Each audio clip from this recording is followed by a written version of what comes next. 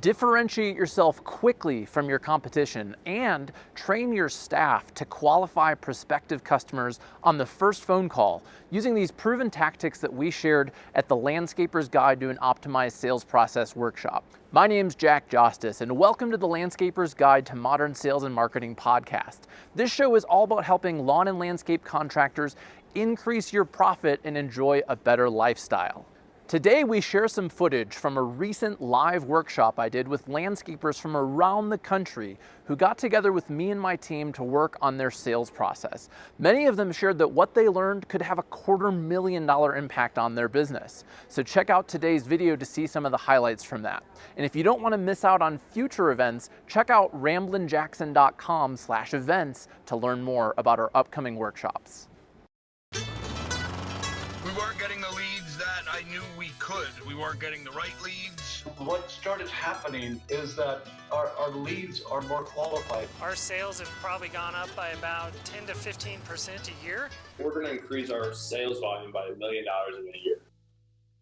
A common issue I see with landscaping companies, especially multi-million-dollar landscape companies that have a variety of different people answering the phone, is that they don't necessarily do the same thing on every call. Meaning that on that first phone call, there's really no quality control. There's no process that the people who are answering the phone are guiding the customer through, which means that hell no customers, the people that you don't want, the people who are not a fit for your company, can sneak through your pipeline and eat up a ton of time and profit.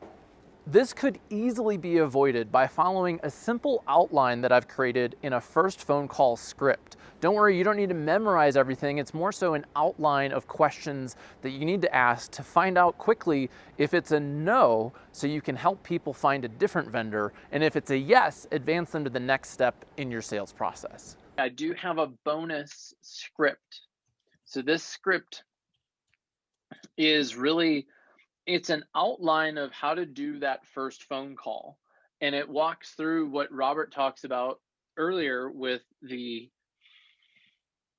verbal agreement. And so the verbal agreement could sound something like this. Hey, thanks for calling Aspen Tree Service. Hey, before we get started, I wanted to see if you would have about 10 minutes for this call with me. Would that be okay?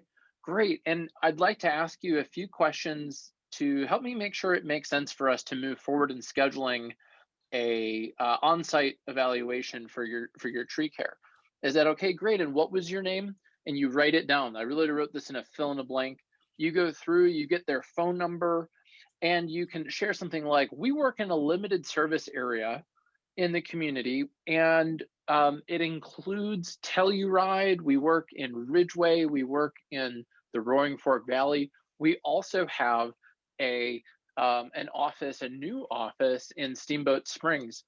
Which zip code are you located in? And when you get that, if you have a list of it, you can end the sales call early, because if they're in a market that you don't serve, there's really no point in continuing the call past that point. So this can help you get to a no sooner. And this is where then you can share some pains with people. Hey, a lot of times people call because they have fallen trees on their property, or their trees aren't looking very good, or sometimes they're looking for help with holiday lighting. What are you calling for today? Oh yeah, I'm calling because my trees aren't looking good. Oh, tell me more. What have you tried to do to fix it? And you're getting some emotion from them. You're getting some pain. And that can help you lead into then the 3 reasons to buy. Well, at Aspen Tree Service, there are 3 key reasons people work with us. Great. So you've now shared that, and you can get into, you can help people figure out a price range once you learn a little bit more about their needs. Okay, well, yeah, Chris, we're really looking, we have 2 oak trees that I think we need to have removed because they're rotting, and one of them is hanging over my house. The other one it's just not looking good. So it may be helpful. Hey, typically when we're doing tree removal, it can range from X to Y. That might at least help weed out some people who are just looking for Chainsaw Charlie to come and cut up a tree real quick for $50 kind of thing. Right. I don't know how often you get people who are looking for a deal kind of thing, but talking about budget a little bit there can really help. And working with them to understand the price bracket that you're in. So if you're selling landscape design and you're Steve from Turf Tech, helping people understand that typically when people are getting a patio and some softscape, they're going to be in that $25,000 to $35,000 range, and getting a reaction on that. Okay, yeah, I think that sounds about right. Or, whoa, we would never spend 25 to 35. And then you can kind of go, so you're not necessarily like quoting people at this phase of the game, but you are helping them get into a bracket of pricing. So that way, before you schedule this meeting with them, they are aware of that. And then on page 22, you outline the next steps. So for Chris, the next step would be, and Chris, I would encourage you to brand this step of the process. I don't remember if you already did that, but you could brand it as the Aspen Tree Care experience, or you know what I mean? Like you're going and meeting with people, and what if you gave it a title? Like for us, we have our marketing strategy meeting, and it's truly a strategy meeting where we help people with their strategy. And it's not any old meeting. It's a marketing strategy meeting. We've created it and refined it over about 11 years. And so we've branded it. So you could brand it, and then you ask them, what do you want to do next? Another common pitfall I see is that landscapers fail to differentiate themselves from their competition to both potential customers and to potential employees. We're a family-owned business. We do quality work. We've been in business for 20 years. And it's like, oh, cool. Wait, which website did I read that on? Oh, everyone in town, right? So that's not unique. What do you do differently that your competitors don't do? Do you return phone calls same day? Do you have a clean site guarantee? Are your employees uniformed?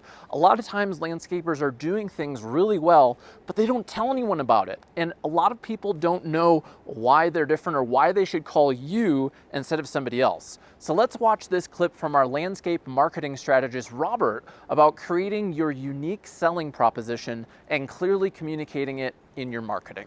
Perfect. So what is a unique selling proposition? A unique selling proposition is something that differentiates you from your competition. It's something that you can kind of brag about. So how do we create these? They seem kind of, we hear 25 years of experience, we do quality work. These are things we see everywhere. So it needs to be more unique, as in the word. So what makes a good unique selling proposition? It's something that is measurable, something obtainable. It's something that talks about the customer, not about yourself. So I have 25 years of experience.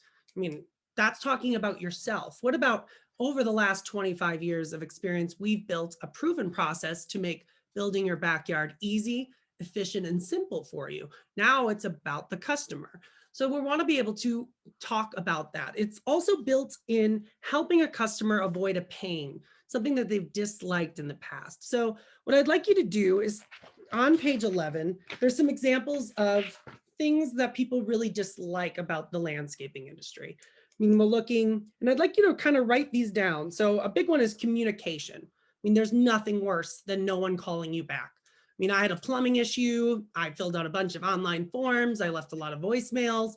No one called me back. It was 2 days and still I had no plumber.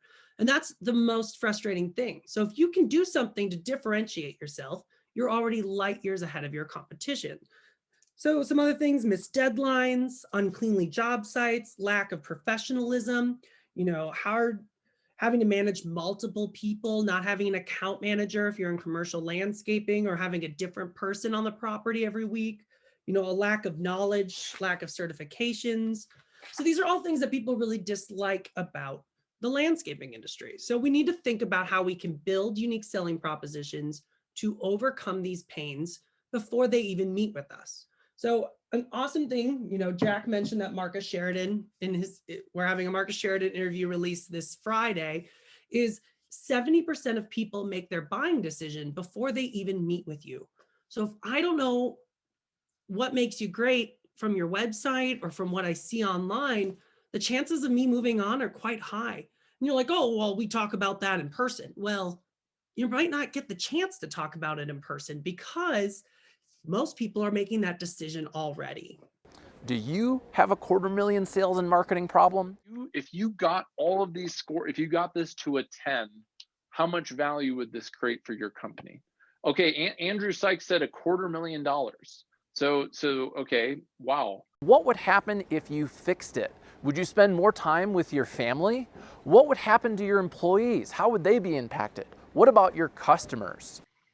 What do you think would change if you did have a process that everyone followed?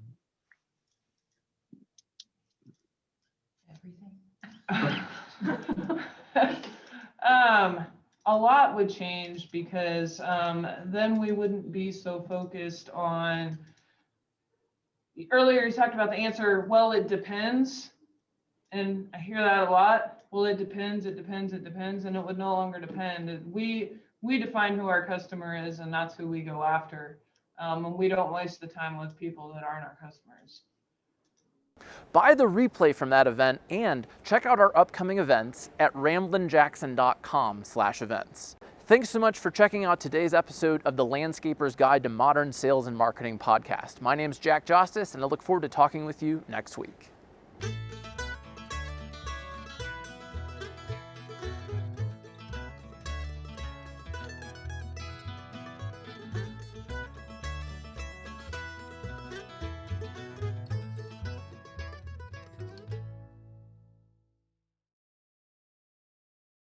Differentiate yourself from your competition and, oh no.